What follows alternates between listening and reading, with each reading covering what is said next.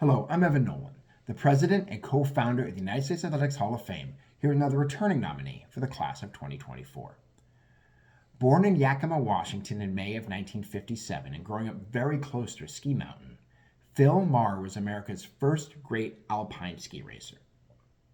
Now, Phil and his twin brother Steve were two of 9 children born to the mountain manager of the White Pass ski area in Washington state.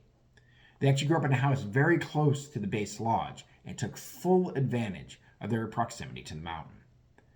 By the time the twins were 12, they were getting noticed far and wide, and major equipment manufacturers were offering them free equipment in an effort to get them to sign to long-term deals.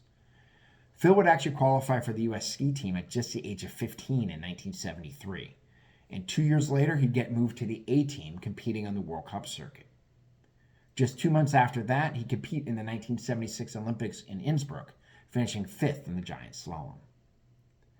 His greatest international success would start in the 1980 World Championships on Lake Placid, where he'd take gold in the combined, which is a combination of 6 separate downhill skiing events. He then returned to the Olympics, competing in both the 1980 Lake Placid Games, where he'd take silver in the slalom, and following that up with gold in the slalom, with his brother Steve actually taking the silver at the 1984 Games in Sarajevo. In all, he'd spent 9 seasons on the World Cup, finishing the top 3 in 6 of those seasons. He'd become the first American to ever win the title in 1981, when he defeated his arch-rival Ingemar Stenmark, himself a 3-time champion, by a mere 6 points.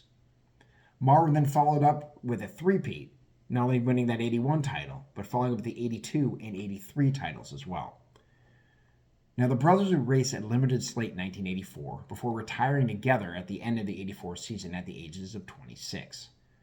Mahre would retire with 27 wins under his belt, 7 in the giant slalom, 9 in the slalom, and 11 in the combined, with a grand total of 69 podium finishes.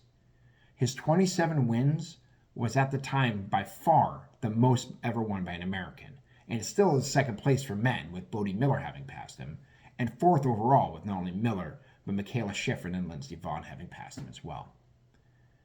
But still, Mahre is the first standard bearer for American skiing on the world stage, and is rightly our only skier on the nominees list. In fact, he's likely to be the only skier on our nominees list until Bode Miller becomes eligible in 2028. Still, he finished in the bottom 10 of our voting last year, perhaps due to the lower profile skiing has in non-Olympic years. It's an Olympic year this year, although summer. Will he do better then? That's going to be up to you. Now, you can vote for Phil Mahre or any of the other nominees to the United States Athletics Hall of Fame at www.theusahof, that's theusahalloffame.com. Voting continues between now and we make our close the polls on November 1st. Vote as often as you like, as long as it's only once a day. I hope you enjoyed this trip down memory lane with Phil Mahre, and I'll be back soon with another nominee. Take care.